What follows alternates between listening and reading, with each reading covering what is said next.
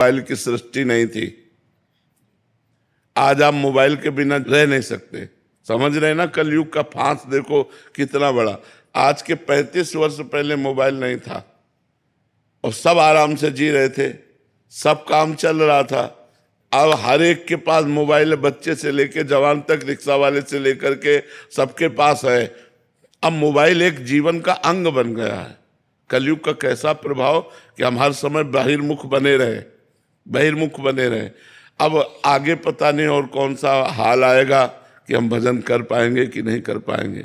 बहुत खतरनाक है। दृश्यों से बचने के लिए, संसार से बचने के लिए माई बाप परिवार सबको छोड़कर हम भगवान के मार्ग में आए। और मोबाइल हजारों से संबंध जोड़ देता है। अब वो नंबर है, अब हमें जरूरत है, कोई समस्या आई तो हमें भगवान से बात करनी चाहिए, लेकिन हम भगवान को भूल गए, हम व्यक्ति को फोन लगाएंगे। गए, हमारा साधुता कहाँ है? साधुता तो ये है कि हे भगवान, आपके सिवा हमारा कोई नहीं, मेरे तो गिरधर गोपाल दूसरों न कोई, प्रभु आपके सिवा कोई नहीं। आप देख लो, आप चाहे विपत्ति में डालो, चाहे आप खुशी दो, अब आपसे ही है। नाथ बचा लो, मैं आपकी। ये तो आया भक्ति।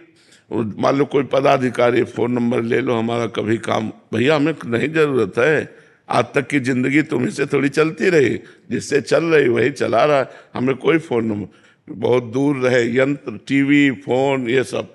प्रभु जी, फोन ने तो इतना दूर कर दिया कि अब कहीं भी 4 लोग अगर बैठे हो तो वो आपस में, सिर्फ आपस में, अगर परिवार के भी 4 सदस्य बैठे हैं तो वो फोनों में लगे रहते हैं। आपस में बात करने की जो वार्ता, वो तो बिल्कुल ही खत्म हो गई। बिल्कुल बिल्कुल बिल्कुल। जड़ भरत जी की जैसी स्थिति हिरण की वजह से हुई, ऐसी फोन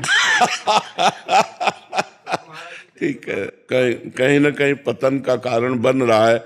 छोटे छोटे बच्चे, भाई बहन सब इन्हीं को देख देख करके बहुत ही पागलपन चढ़ा देता है। जैसे हम कोई दृश्य देखें ना तो उसका प्रभाव पड़ता है। अगर हम सत्वगुण दृश्य देखें, मोबाइल में कुछ अच्छाइयाँ भी हैं कि आप लोग बैठे हो, मोबाइल की वजह से बैठे हो, नहीं आप प्रवचन सुने और आप आए।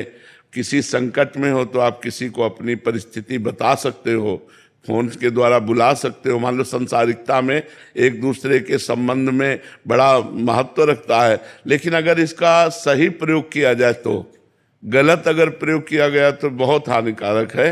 हर समय इसे नहीं प्रयोग करना चाहिए, इसका स्विच ऑफ भी कर देना चाहिए कि 2-4-6 घंटे जब हम भजन साधन पूजन में लगे तो स्विच ऑफ रखा है। 1-1.5 साल का बच्चा है तो माता पिता उसको, वो अपने मस्ती में रहे इसलिए उसको फोन दे देते हैं, और बहुत सारी नई बीमारियों का सृजन हो रहा है महाराज जी, कि उनको इतनी लत लग जाती है कि उनको पता ही नहीं, दुनिया उनकी एक अलग दुनिया बन जाती है फोन से। एक वो उसी का संरचना करते रहते हैं अपने माइंड में, और फिर बहुत आगे चल के छोटे छोटे बच्चे गलत मार्ग में चले जाते हैं। बिल्कुल, छोटे बच्चे बिना मोबाइल को देख, वो एक आंख मोबाइल पे होगी, वो एक ऐसे चल रहा है बस ऐसे करके। हाँ, तो सब चिंतन बिगड़ गया, सब बाहरी चिंतन आ गया, बाहरी चिंतन। इसीलिए कह रहे हैं कि अभी तो भजन का करना थोड़ा सा, पता नहीं आगे और कौन सी सृष्टि हो जाए। भजन देखो माहौल बदलता जा रहा है ना। हमें लगता है 30-35 वर्ष ही पहले की बात है, गर्लफ्रेंड बॉयफ्रेंड नहीं था, लिव इन रिलेशन नहीं था। देखो नई नई चीजें आ गई ना विषय सेवन के लिए। आगे पता नहीं और कौन सा ऐसा प्राविधान आ जाए जिसमें पशुता बढ़ जाए, मनुष्यता ही ना रहे, पशुता ही बढ़ जाए। कैसे भजन होगा? भजन और भोग एक साथ नहीं होते। महाराज जी, सिंगल फैमिली में थोड़ी परेशानी आ जाती है, जैसे मिसेज है और फोन, बच्चे, एक छोटी बच्ची है, उसको दिखाने के लिए फोन देख मजबूरी पड़ जाती है।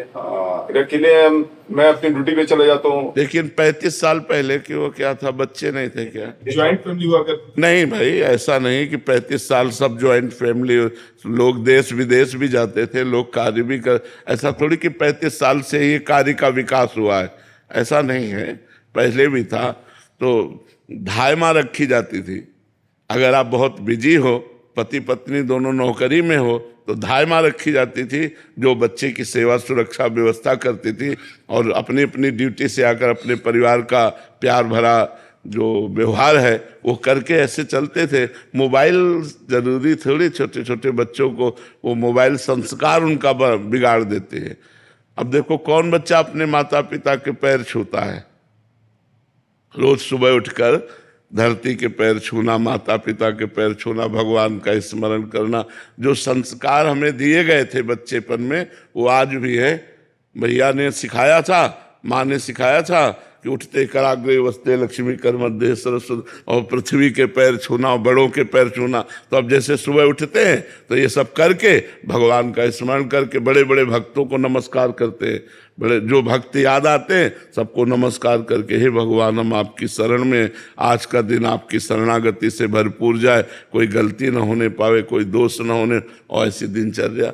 अब सुबह से मोबाइल में लगे हो, 9 बजे तक सो रहे हो, कोई भजन साधन नहीं, तो पशुता तो आएगी ही आएगी, मनुष्यता थोड़ी आएगी, पशुता ही आएगी। नौजवान बच्चे महाराज जी पूरी रात, अभी बच्चे आते रहते हैं, मिलते रहते हैं, तो महाराज जी 8-8 घंटे लगातार रील्स में निकल जाते हैं, 4-4 5-5 घंटे, और 2-2 से 3-3 4-4 इतना समय बर्बाद हो रहा। अब ये पढ़ पाएंगे? भाई हमें पढ़ने के लिए भी एकाग्रता चाहिए। जैसे एक तपस्वी की एकाग्रता, ऐसे एक वैज्ञानिक की एकाग्रता, जैसे एक ब्रह्मचारी की एकाग्रता, ऐसे एक विद्यार्थी की एकाग्रता।